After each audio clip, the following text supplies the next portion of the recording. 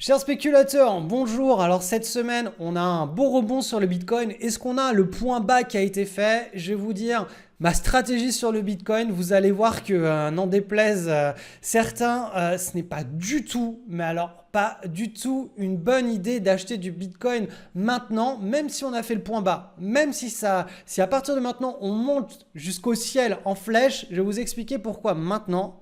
Ce n'est pas le moment d'acheter et c'est encore moins le moment d'acheter quand le Bitcoin est dans un cycle baissier. On ne cherche jamais à acheter des points bas. Donc je vais vous faire vraiment une analyse, une comparative avec ce qui s'est passé l'été dernier sur les crypto-monnaies, notamment avec l'Ethereum, le Bitcoin et la situation actuelle. Vous allez voir qu'on a un gros switch sur la psychologie de marché entre ces deux périodes. Ça n'a plus rien à voir. On va aussi parler des minières, donc aurifères, donc sur l'or. Vous allez voir qu'il se passe quelque chose, il est en train de se tramer quelque chose d'assez intéressant. On va aussi aller analyser donc, du coup le graphique de l'or coté en dollars et en euros. On va faire le point sur les bourses mondiales. Alors le Dead Cat Bounce, Cédric le tueur de chats.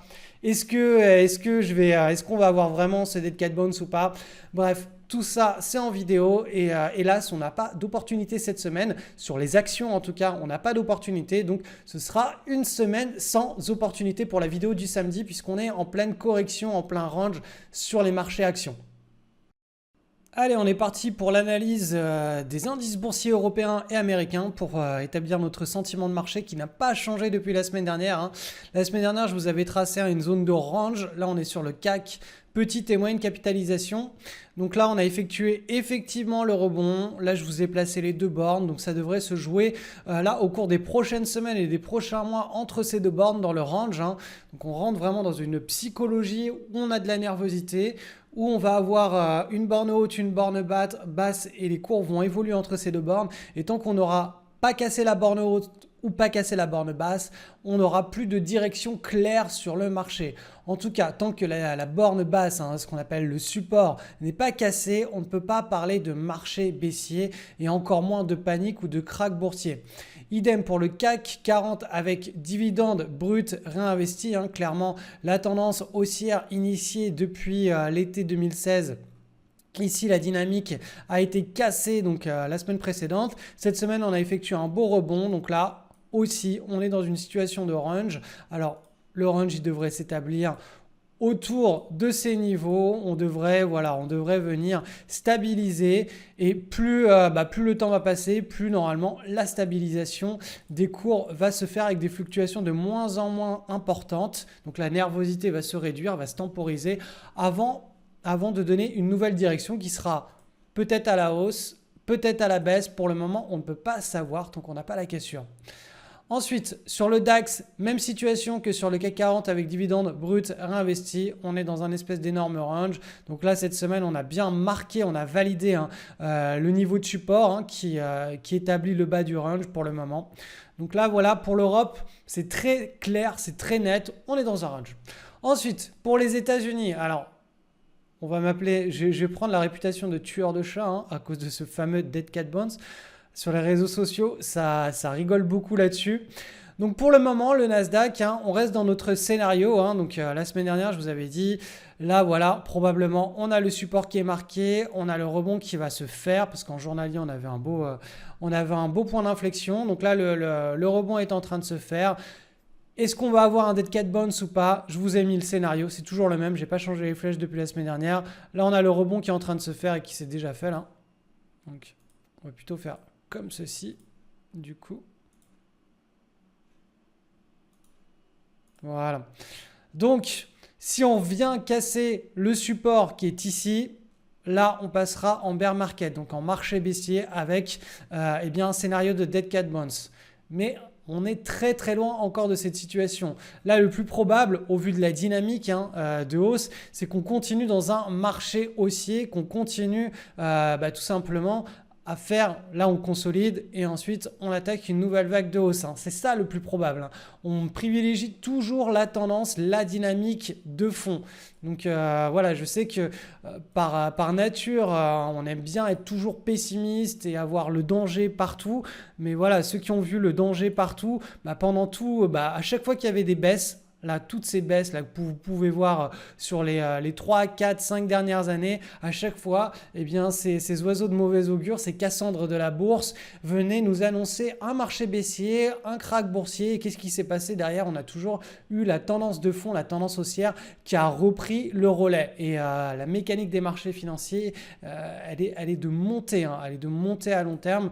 Je vous l'ai déjà expliqué dans d'autres vidéos, je vous le réexpliquerai encore dans un proche futur, dans des futures vidéos pour vraiment que vous compreniez ce principe, cette mécanique. Mais quoi qu'il en soit, là pour le moment, on est dans une simple, maintenant, on est dans un range, dans une consolidation avec beaucoup de volatilité, mais certainement pas encore dans un marché baissier.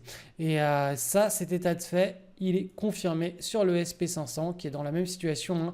Le parabolic move, hein, le mouvement à l'accélération à la hausse qui se termine tout à fait normalement par une correction qui est tout aussi vive que l'accélération, la dernière accélération du mouvement de hausse. Et là, on est dans le range. Donc, tant qu'on n'aura pas cassé ce support, on ne se retrouvera pas dans une situation délicate tout simplement pour les bourses internationales. Allez, ça faisait longtemps que je vous en avais pas parlé des minières, tout simplement parce que les minières, elles dorment un petit peu. On avait eu les prémices d'un nouveau mouvement haussier, donc c'était ici. Hop, je vous en avais parlé, donc ça c'était l'été de l'année dernière.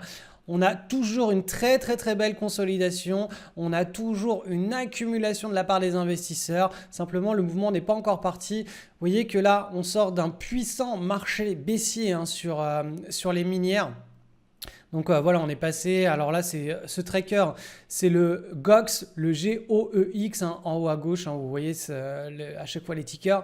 On est passé d'un puissant marché baissier, là on commence à accumuler dans ce qu'on appelle une large base. Regarde un petit peu les volumes qu'il y a eu pendant cette première hausse. Donc là tout simplement quand on regarde ça, on est en mode recovery. Donc là, vous voyez que là, on commence à bien stabiliser, les cours se resserrent bien dans ce qu'on appelle un triangle d'accumulation, un triangle chartiste. Donc voilà, on verra ce qui va se passer. Mais à mon sens, ça va être l'un des grands gagnants des prochains trimestres, des prochaines années, ce secteur. Donc je vais vous montrer un petit peu ce qu'on a d'autre. Donc ça, c'est le secteur dans les minières Explorer. Alors, on va aller voir maintenant. Alors ça, c'est quoi ? Ça, c'est le tracker global. On va aller voir les juniors. Les juniors sont dans le même contexte. Hein. On sort d'un marché baissier puissant. Là, on est en train d'accumuler. On a ici un triangle chartiste. On avait ici les prémices hein, d'un premier rebond avec ce pivot qui avait été cassé. Donc, c'est de l'hebdomadaire hein, tout ça. Hein. Une barre est égale à une semaine. Donc là, on a un beau triangle. Donc voilà, si ça commence à casser par le haut et à accélérer, on aura très probablement voilà, un retournement de tendance. Enfin, c'est surtout que le retournement est en train de se faire, mais ce qui va nous intéresser, nous, c'est plutôt d'exploiter la jambe haussière, hein, l'accélération pendant l'année 2018, 2019, voire 2020. Donc très probablement, ce secteur... il va beaucoup nous intéresser puisque tout simplement quand on va se mettre à faire du swing trading, quand on lancera nos screeners, eh bien nos screeners nous trouveront de nombreuses actions minières. Encore une fois, le but n'est pas d'anticiper. C'est quand on sera dans une situation avec beaucoup d'actions qui seront accumulées par les institutionnels et toute la sphère financière que eh bien, des belles opportunités tomberont sur nos screeners. En tout cas, voilà, là déjà, les indices sur ce secteur nous permettent de comprendre un petit peu le retournement de psychologie qu'il y a. Et vous savez, la psychologie des foules, c'est toujours d'acheter en haut d'un mouvement hein, quand tout simplement quand tout le monde doit vendre, enfin quand on doit vendre, eh bien la psychologie des foules fait que tout le monde se met à acheter en masse. Et quand tout le monde a peur d'un secteur, comme c'est le cas actuellement parce qu'il est complètement délaissé, il ne vaut plus rien, eh bien c'est là où il faut commencer à s'y intéresser, à regarder un petit peu les signaux pour commencer à accumuler des positions si vous voulez investir à long terme sur ce secteur et donc prendre un tracker en fond de portefeuille pour profiter d'un mouvement qui potentiellement peut faire x5, x10. Eh bien c'est quand un secteur est ravagé, plus personne ne s'y intéresse, qu'il faut s'y intéresser. C'était un petit peu le cas hein, du Bitcoin, je crois que c'était en 2014-2015, quand il avait purgé de je ne sais pas combien de pourcents, je crois que c'était moins 70%, quand le Bitcoin avait purgé sa bulle. Plus personne s'y intéressait vraiment et on a eu eh bien, ce nouveau cycle de hausse qui est en train d'éclater actuellement. Donc le secteur des minières est à mettre en relation avec eh bien, tout simplement les prix de l'or, hein, les prix de cotation de l'or. Alors regardez ça, c'est l'or coté en dollars. Donc vous voyez que typiquement, là, entre 1980 et 2002, l'or n'intéressait plus personne. C'est-à-dire que l'or, voilà, il était en mode recovery tout simplement. Ça baissait. Puis ça s'est mis à stabiliser. Voilà. Et là, on a eu, quand ça a cassé à la hausse, le début d'un nouveau run avec ce qui s'est terminé en mouvement parabolique. Ça a accéléré de plus en plus fort. Ensuite, on a eu notre fameux, vous commencez à le connaître maintenant, Dead Cat Bounce. Et là, on commence à rentrer dans une nouvelle séquence d'accumulation. Et on a eu exactement la même chose sur le Bitcoin. Donc voilà, là on entre dans une séquence d'accumulation. On a cette zone de résistance là qui est beaucoup travaillée. Alors c'est du mensuel, parce que pourquoi? Tout simplement la vélocité, la lourdeur de cet actif font qu'il faut l'analyser sur une unité de temps mensuelle. Il y a des actifs qui sont beaucoup plus rapides, notamment les crypto-monnaies. On va davantage aller les analyser en journalier parce que voilà, il y a une forte psychologie à l'achat, à la vente. Les mouvements, les émotions sont très vives et très fortes et très rapides à se matérialiser. On a d'autres marchés, ça prend beaucoup plus de temps. D'autres marchés, ce sera davantage de l'hebdomadaire et d'autres, ce sera carrément du mensuel, comme c'est le cas pour les matières premières et notamment l'or. Donc l'or, regardez, depuis 2014, on accumule comme ça, on est en train de travailler cette résistance et là, si on libère le mouvement, eh bien, tout simplement, on pourra connaître un nouveau cycle haussier au cours des prochaines années. Donc, c'est en parfaite cohérence et corrélation avec ce qu'on a vu juste au préalable sur le secteur des minières. Et bien sûr, le secteur des minières a un potentiel bien plus important que l'or à la hausse. Et ça, alors ça, c'est l'or coté en dollars, mais l'or coté en euros, c'est un petit peu le même genre de configuration. On a ici, boum, retracé. Et là, on est en train d'accumuler. Donc là, très probablement, l'or est en train de se stabiliser. Et si on casse à la hausse, eh bien tout simplement, on aura une nouvelle jambe haussière, un nouveau rallying, un nouveau cycle haussier sur les matières premières et notamment sur l'or. Allez, on fait un petit tour rapide sur le Bitcoin. On observe un beau rebond sur le Bitcoin. C'est un rebond de volatilité. Vous savez, quand on est dans une vague baissière, on a toujours des beaux rebonds de volatilité. Peut-être a-t-on atteint le point bas avec le test de ce premier support. Vous voyez qu'ici, on a, alors hop, je vais vous le mettre en gros, ce qu'on appelle un double creux larvé. Donc ici, le premier creux, le deuxième creux et ici on a cassé par le haut. Donc ça c'est typique des points bas, mais ce qui se passe aussi régulièrement quand les tendances sont baissières comme ça, c'est que on fait un point d'inflexion, on casse par le haut, ça commence à partir et puis là boum, le mouvement se dégonfle et on repart dans une nouvelle vague de baisse qui est d'autant plus forte. Un mouvement de baisse, une vague de baisse qui est super forte. Et ça c'est typique des comportements boursiers quand on est en marché baissier, jusqu'à ce qu'on finisse par trouver enfin le point bas. Donc c'est pour ça que jouer à ce jeu d'essayer de trouver les points bas, ce n'est pas ce qui paye le plus en bourse. Le mieux, et comme je vous l'enseigne semaine après semaine depuis des années, c'est d'attendre qu'on ait vraiment toute la psychologie qui soit retournée, qui se soit stabilisée, que le mouvement soit purgé et qu'on ait ensuite un vrai signal de hausse. Donc l'idée en bourse, c'est pas d'essayer de chercher les points bas, donc d'acheter les points bas ou de revendre les points hauts.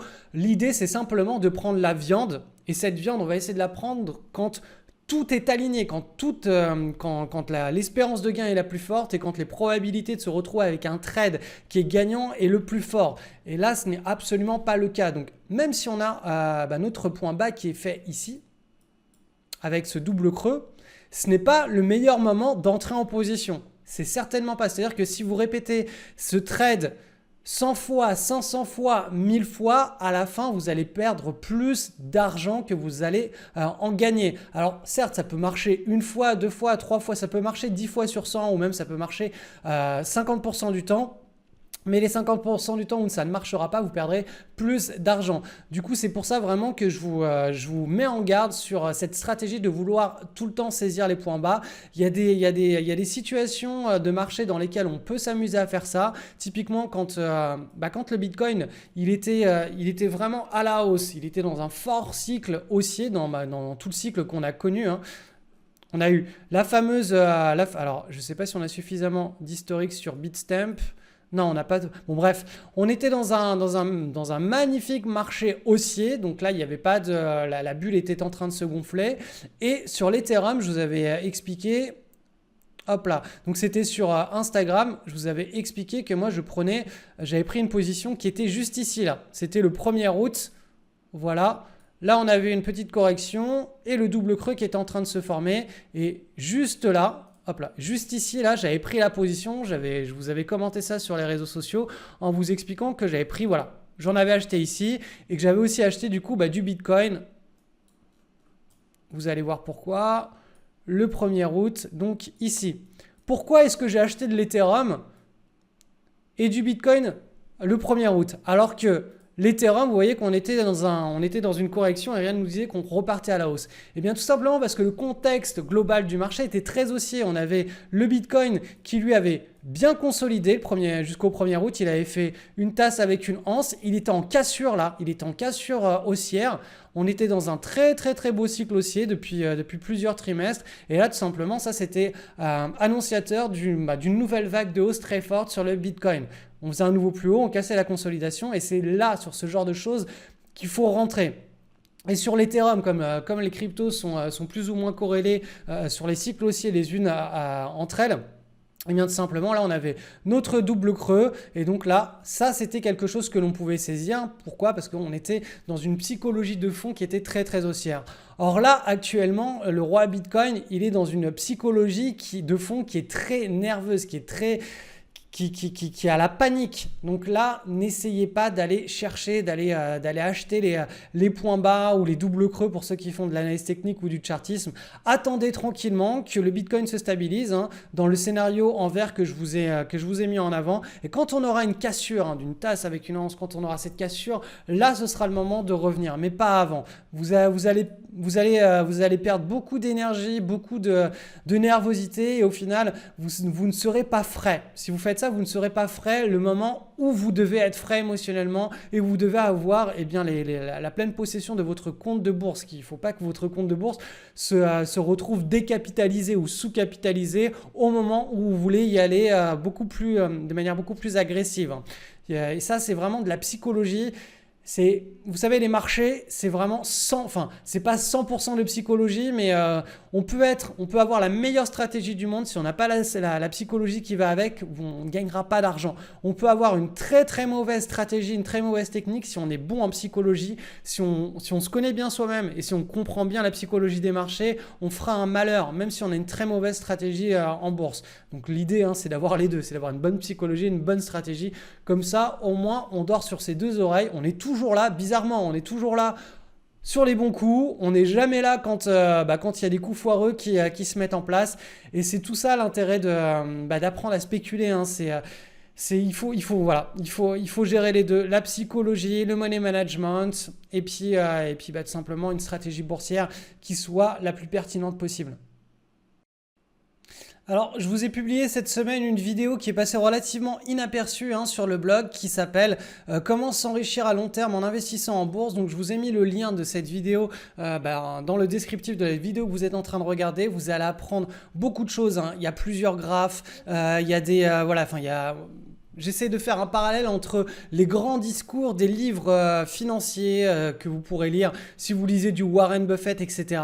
et la réalité des marchés quand on ne s'appelle pas Warren Buffett, quand on est Monsieur Tout le Monde. Moi, je m'assimile à Monsieur Tout le Monde. On a des stratégies qui permettent de faire des choses excellentes sans avoir recours à des compétences qui sont hors du commun. C'est-à-dire qu'avec des compétences qui sont tout à fait communes, on peut arriver à des résultats absolument hors du commun.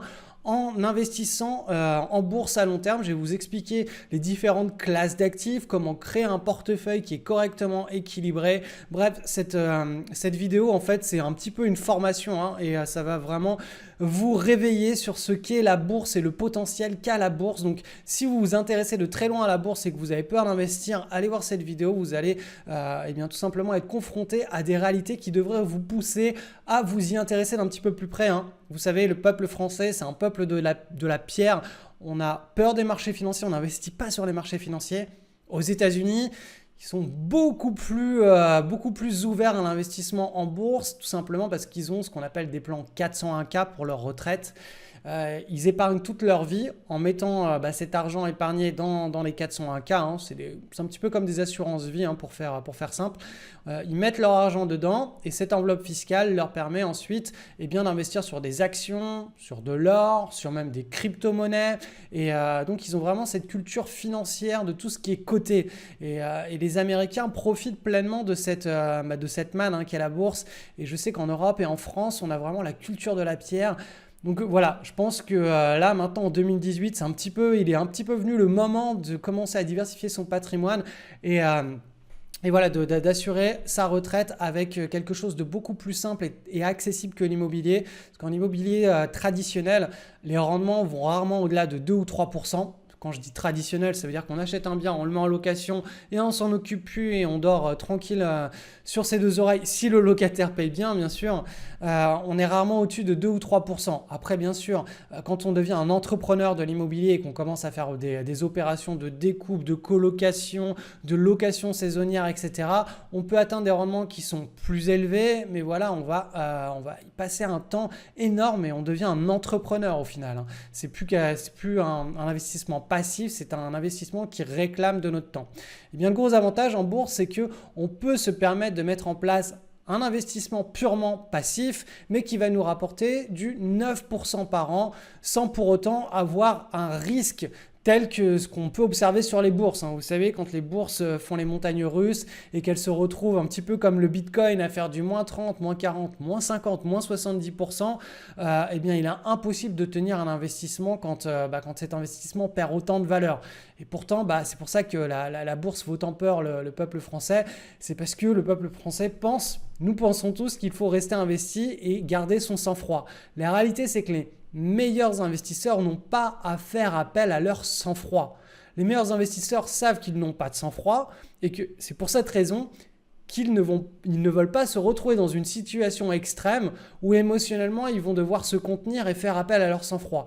Eux, tout simplement, ils vont ne jamais s'exposer à ce genre de situation. Donc ils vont mettre des garde-fous pour que leur portefeuille soit très très très très stable et permettre de contenir ces mauvais cycles économiques tout en profitant des bons cycles économiques. Donc bref, je vous explique tout ça dans cette vidéo. N'hésitez pas, vraiment ne la loupez pas. Si vous avez un peu de temps ce week-end ou cette semaine, vous allez apprendre beaucoup de choses. Je vous souhaite une excellente semaine sur les marchés. Je vous rappelle que le lien de cette vidéo est dans le descriptif et on se retrouve juste derrière pour la suite.